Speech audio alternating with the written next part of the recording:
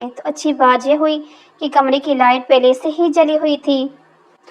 वो लोग दरवाजे का लॉक खुफिया तरीके से खोलकर कमरे में दाखिल हुई। सबसे पहले बेड पर तकिया पड़ा था, दरमियान में एक नन्ही सी जान और इस पर एक नाजुक नस्वानी वजूद की पश्त इसके सामने थी।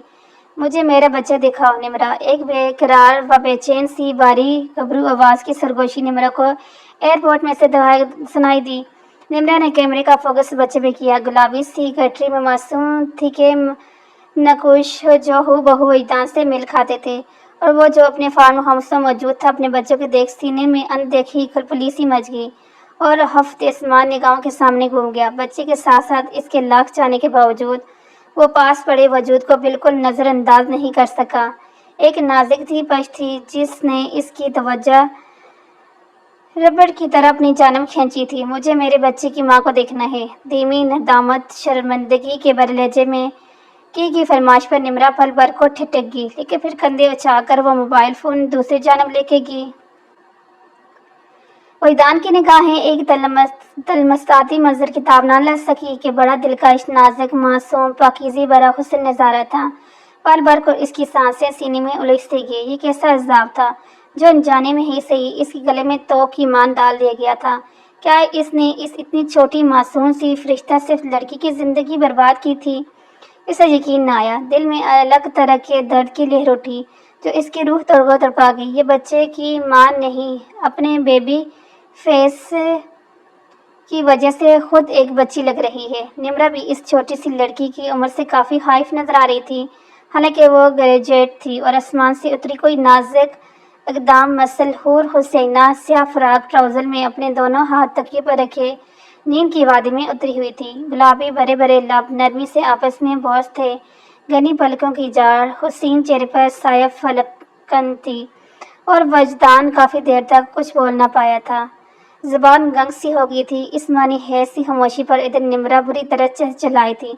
मैं बच्चा उठाने लगी हूँ, बच्चे की माँ को भी उठा लूँ।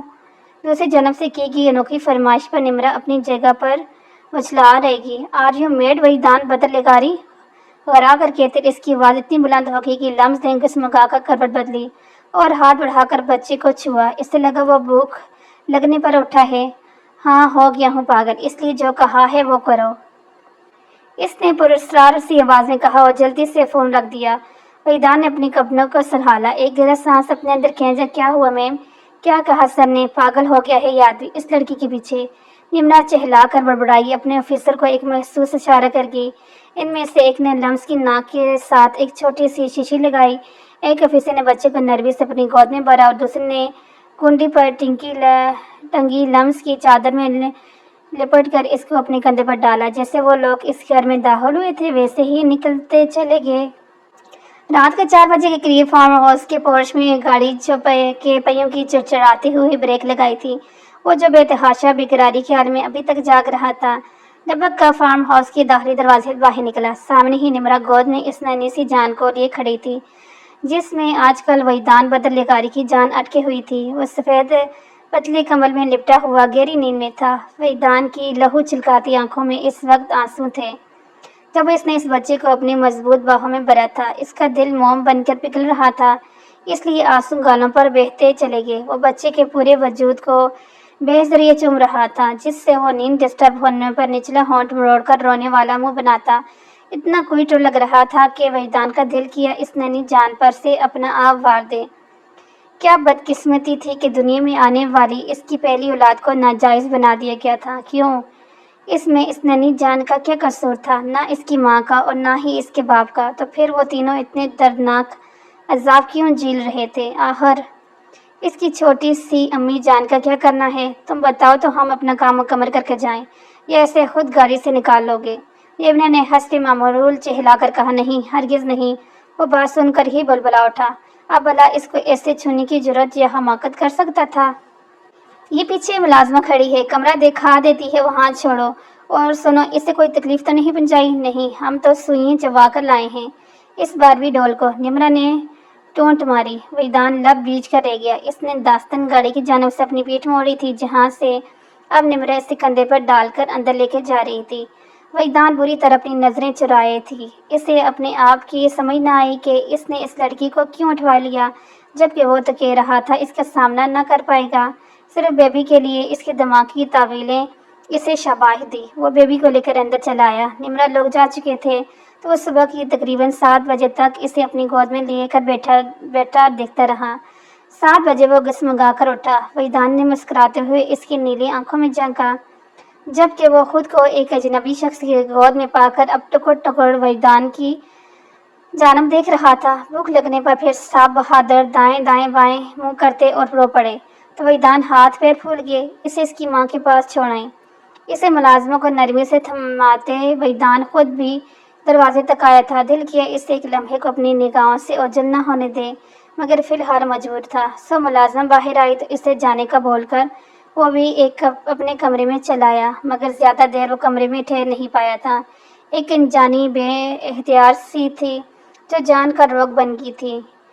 نیند آنکھوں سے کوسوں دور تھی، دل و جان میں سوئیاں سی چبھڑ رہی تھی۔ تبھی وہ لاؤنج میں چلا آیا، لیکن پھر ایک مرتبہ دھیمی سرلوں سی آوازیں سے قدم اپنی جگہ پر پتھر ہو گئے تھے۔ اماں بھی لائٹ گئی ہوئی ہے کیا؟ صبح ہادی کے رونے کی آواز پر گسمگاتے ہوئے لمس کی آنکھ کھلی تھی۔ سر بائی سا ہو رہا تھا، اسے خلاف معمول بہت زیادہ نیند آ رہی تھی، اس لیے آنکھیں موندے ہی اس نے ہادی کو قریب کیا اور فیڈر کروانے کو اسے خود سے لگا لیا۔ لیکن پھر اچانک ایک آگاہی ہوتے ہی اس نے پٹ سے اپنی آنکھیں کھولی اور خوفزدہ ہوئی تھی۔ کمرے میں ملک جیسا اندھیرا تھا۔ اماں بھی لائٹ گئی ہوئی ہے کیا؟ اس نے دوبارہ بلند آواز میں دادی کو پکارا تھا، مگر وہ جو اس صورتحال میں آدھی آواز بھی اس کی بات کو جواب دیتی تھی۔ اب ہر طرف سناٹا چھایا ہوا تھا۔ ہادی بیڈ بھرنے پر پھر سے گہری نیند میں سو گیا۔ تب وہ ہمت کر کے اٹھی، بیڈ کے قریب دیوار پر ہاتھ مارا۔ بورڈ پر ہاتھ مارتے ہی بیڈ کی جانب تمام لائٹیں جل اٹھی۔ کمرہ آدھا روشن ہوا تو لمس سلطان چکرا کر رہ گئی تھی۔ دل جیسے دھڑکنا بند ہو گیا، سانس سینے میں اٹک گئی۔ اب یہ کون سی نئی آزمائش ہے؟ میں کہاں ہوں؟ یہ کون سی جگہ ہے؟ یوں لگتا تھا کسی عالیشان محل کی کسی ملکہ کا کمرہ ہو، مگر اس سے ایسے کمروں سے خوف آتا تھا۔ تبھی وہ بری طرح خوفزدہ ہوئی تھی۔ اماں بھی کوئی ہے؟ کوئی میری آواز سن رہا ہے؟ میں کہاں ہوں؟ مجھے یہاں کون لایا ہے؟ وہ چہلانے لگی۔ ادھر باہر وہ شخص جو ساکھ و صامت یہ صدائیں سن رہا تھا اپنی جگہ سے 1 انچ تک نہ ہل سکا۔ وحیدان نے صوفے پر بیٹھ کر اپنا سر اپنے ہاتھوں میں تھاما اور اس کے سامنے کرنے کو گہرے گہرے سانس بھرے۔ کہیں ساعتیں گزر گئی، وہ پھر پتھر بنا بیٹھا رہا۔ لمس خوف و دہشت کے زیر اثر بیڈ کے پاس دائیں سے بائیں چکر لگا رہی تھی، جب کلک کی آواز پر ٹھٹک کر اپنی جگہ پر رکی۔ بیڈ کی دوسری طرف روشنی تھی، کمرے کے داخلی دروازے ملکجہ اندھیرا تھا۔ وہاں کوئی تھا جو آہستگی سے اندر داخل ہوا تھا۔ کہ کون ہو یہاں؟ کون ہو تم؟ وہ چاہ کر بھی اپنا خوف پر قابو نہیں پا سکی تھی، اس لیے لڑکھڑاتے لہجے میں بولی، مگر اس سے اگلے لمحے لمس سلطان پر بے تحاشا بھاری پڑا تھا جب وہ شخص اندھیرے سے اس کے سامنے روشنی میں آیا۔ وحیدان نے دیکھا، اسے سامنے دیکھ کر اس معصوم لڑکی نے اپنی چادر زور سے اپنی مٹھیوں میں بھیجی۔ وحیدان بے بس ذلت و اہانت کے احساس سے اپنے لب بری طرح سے بھیجے۔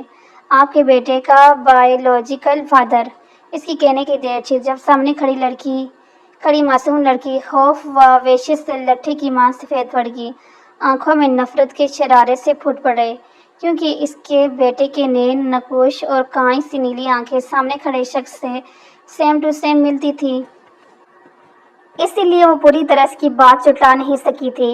یہ تمہارا بیٹا نہیں، جانے کہاں سے آئی تھی لمس میں اتنی ہمت؟ اس نے زخمی شہنی کی طرح غراتے اس کی پوری بات جھٹلا دی۔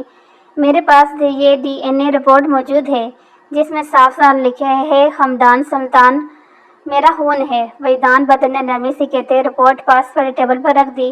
لمس کی سرخ آنکھوں میں مرچیں سی بننے لگی، مطلب وہ درندہ صرف شخص پوری تیاری کے ساتھ اس کے مقابلہ آیا تھا جسے اس کے بیٹے کا نام تک معلوم ہے۔ تمہاری ہمت کیسے ہوئی مجھے اور میرے بیٹے کو یہاں لانے کی؟ مقصد کیا ہے تمہارا؟ مجھے کس کوٹھے پر بٹھانا ہے یا پھر سے کسی سیٹ کے سامنے پیش کرنا ہے؟ یا میری کوئی ویڈیو یا تصویریں ہیں تمہارے پاس جن کے بل پر پھر سے بلیک میل کرنا چاہتے ہو مجھے؟ وہ یوں ہی چہلاتی زہر اگل رہی تھی۔ وحیدان کو لگا اس کی کانوں سے خون بہہ نکلے گا یا دل پھٹ جائے گا۔ اس کا دل کیا سامنے کھڑی لڑکی کے نازک مگر ظالم لبوں پر ہاتھ رکھے اسے خاموش کرا دے، مگر وہ ایسا ہرگز نہیں کر سکتا تھا۔ وہ لہو رنگ نگاہیں جھکائے خاموش تھا، جبکہ مقابل کا بس نہیں چڑھ رہا تھا سامنے کھڑے شخص کو خاک میں ملا دے۔ مجھے آپ سے کچھ نہیں چاہیے معافی کے علاوہ، اور مجھے بس میرا بیٹا چاہیے، اس نے اپنا مدعا بیان کرتے جیسے لمس से इसकी रही सही जमा पूंजी तक छीन ली हो, मगर वो एक लम्हे के लिए भी इस वेशी को अपने सामने बर्दाश्त नहीं कर पा रही थी। एक पल लगा था ममता के कलेजे पर पाँव रखकर फैसला करने में। ठीक है, रख लो, अब तो मैं जा सकती हूँ ना। इसके लहजे में किसी तेज दाढ़ आले से भी ज्यादा की काट थी, बल्कि बोलकर वो रुकी नहीं थी। इसकी आवाज से ने बगैर तेजी से वहां से निकल गई। वही दांत दम गुस्सा अपनी जगह पर खड़ा रह गया। वो बेतहाशा रोते ही अपने खूनीर जंदान से बाहर निकल गई। बाहर गेट पर इसका रास्ता रोक दिया गया। वो बुरी तरह घबराई थी। हट जो मेरे रास्ते थे, नहीं तो मैं तुम सबकी जान से मार दूंगी। लम्स चहलाई थी। बेटी आप गाड़ी में बैठे, हम आपको आपके घर पहुंचा देंगे। जितनी जिद करेंगी इतना वक्त जाया होगा, क्योंकि आपको ऐसे ही बाहर जाने देने का हुक्म नहीं है हमें, एक बुजुर्ग से ड्राइवर ने नरमी से मलचती लहजे में कहा। फिर इसके लाख सर पटकने, मगर इसे यूं ही गेट क्रॉस नहीं करने दिया गया। वो बस्ती की इंतहा पर पहुंचकर गाड़ी में बैठी थी।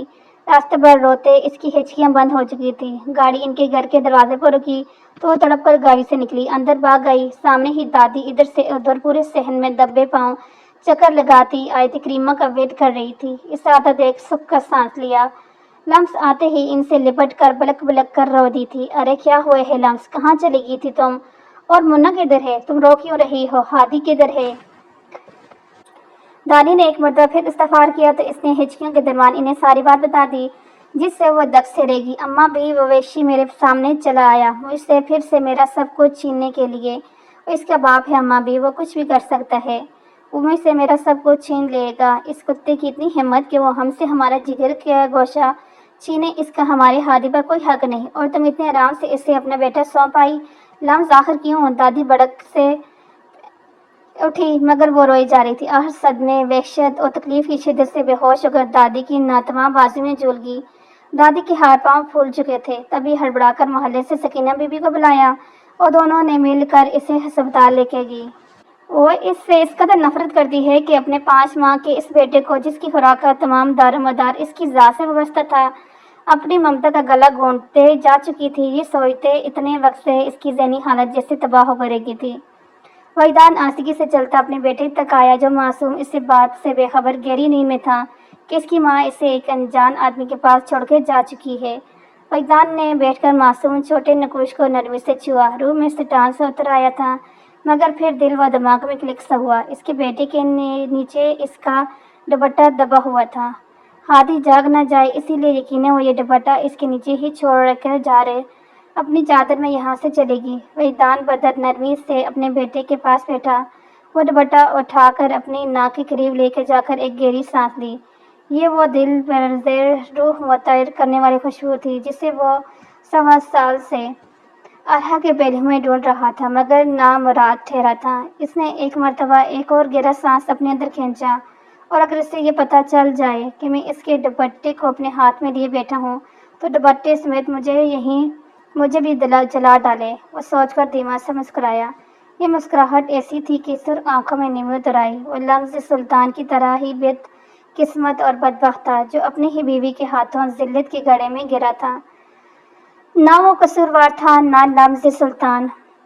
फिर भी जाने क्यों एक अजीब सी तड़प दिल व दिमाग के रूह के भंजे उड़ा रही थी। वो बुरी तरह चौंका। हादी नींद में घुसमगाते हाथ पांव मारता अपने आस पास अपनी माँ को ढूंढ रहा था।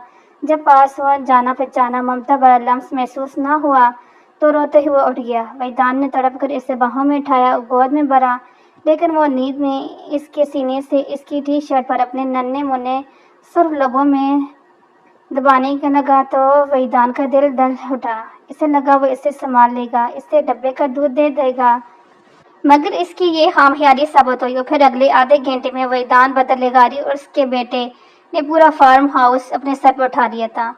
मुलाजमों की एक फौज थी जिन्होंने तकरीबन हर दफा इस्तेमाल डाला, लेकिन वो किसी सूरत बोतल की दूध को मुंह लगाने को तैयार नहीं था। जाहिर है जिद और हरदर्मी में अपने बाप हजूर पर ही गया था। रो रो के हादी ने अपना गला बिठा लिया था, मगर वो अपनी माँ के अलावा किसी को कबूल करने को तैयार नहीं था। इससे अगले आधे घंटे में इन सब की बस हो चुकी थी, तो वो इसे लेकर हॉस्पिटल अपने दोस्त के पास भागा। इसी हॉस्पिटल के सर्जिकल वार्ड में इस वक्त अरहा और इसका पूरा खानदान भी मौजूद था।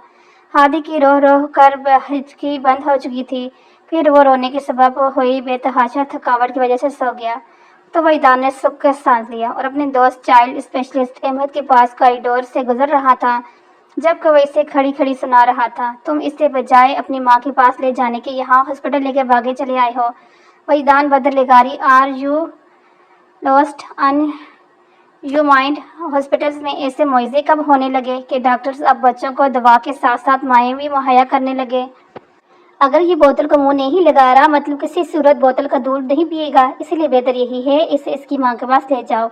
इसके अलावा इस मसले का कोई हल नहीं, अहमद ने संजीदगी से कहा।